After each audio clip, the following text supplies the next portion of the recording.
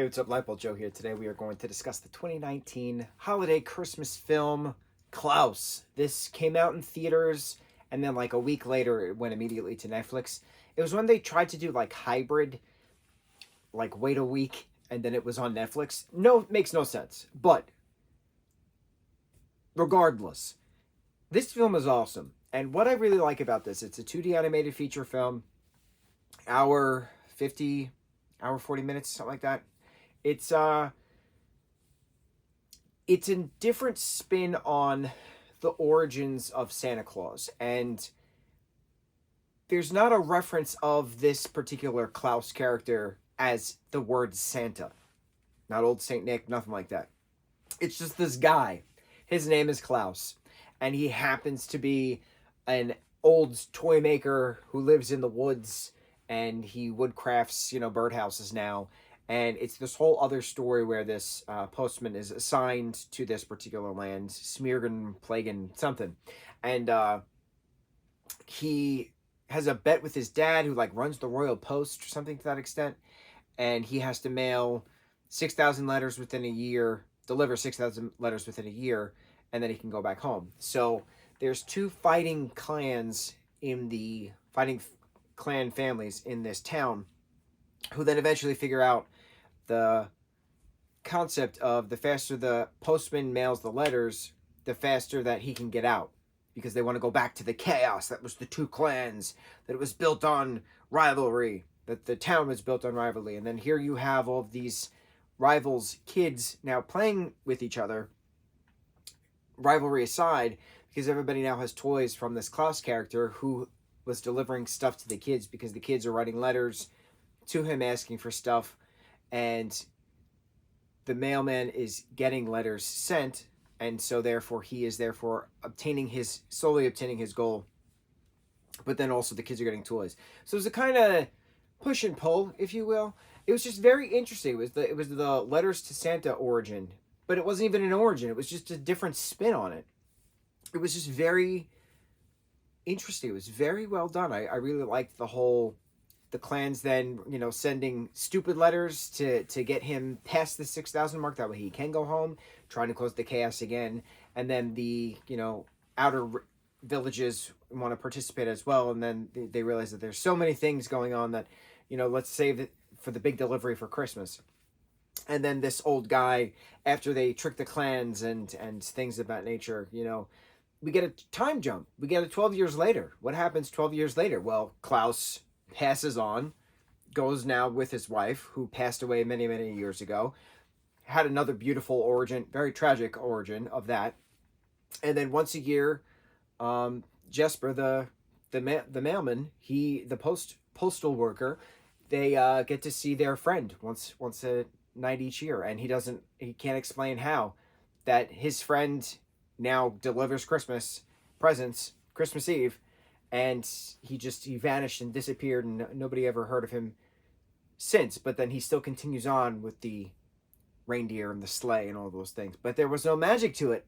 It was just they happened to be going down a slope, and then it launched them, and a kid happened to see some reindeer attached to the sleigh that they were on while delivering gifts, and then it was a word of mouth thing. It's very interesting how lore is translated, because different lore has different origins and details in different regions. So what's really cool about Christmas, and I've said this a few times, is that Christmas is a hybrid holiday. It's not specifically just one specific sect origin holiday.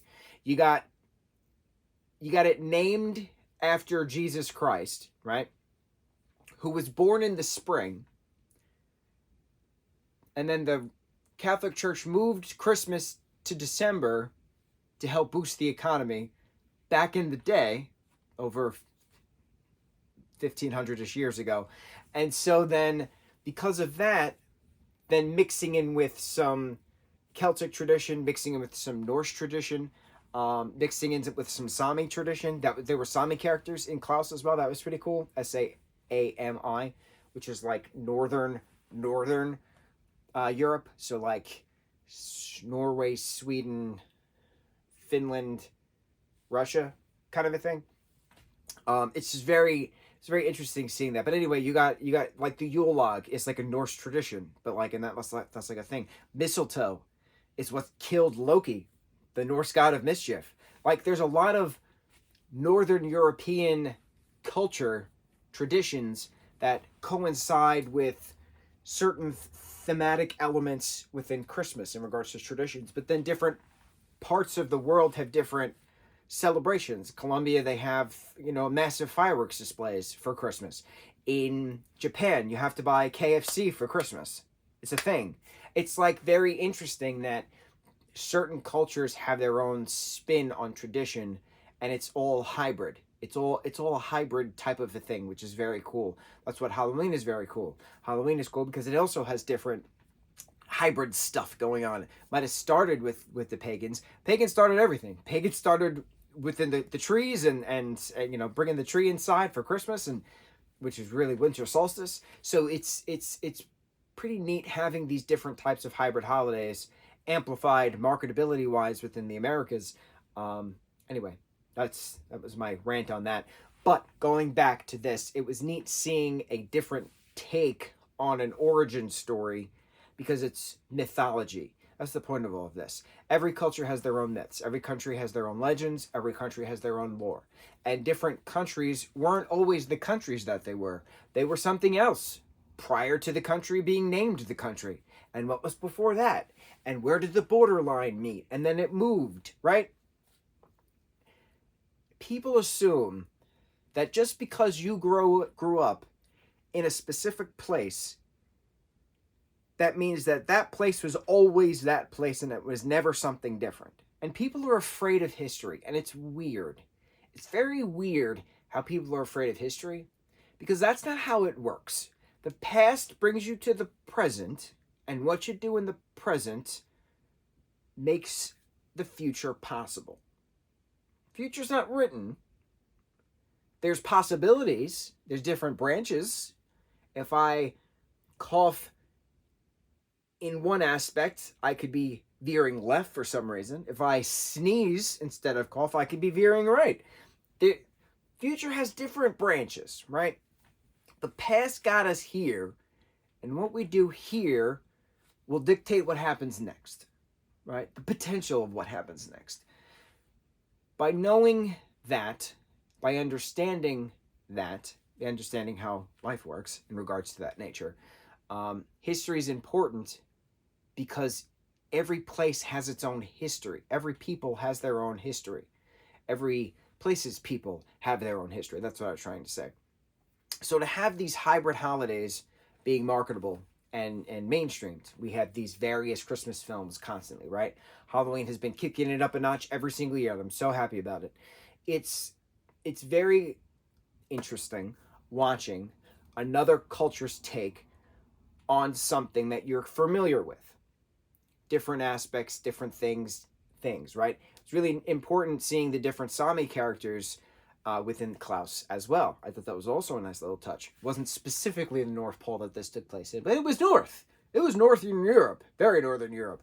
So I really liked it. It really got me thinking. It got me questioning. I'm always filled with queries. I always want to know some stuff. You always want to not so much be better than you were yesterday, but strive to be better. Strive to learn. Strive to question. Don't be afraid of the past. Don't be afraid of the history. Don't be afraid of change. Without change, nothing would ever evolve. There would never be progress without change. Never.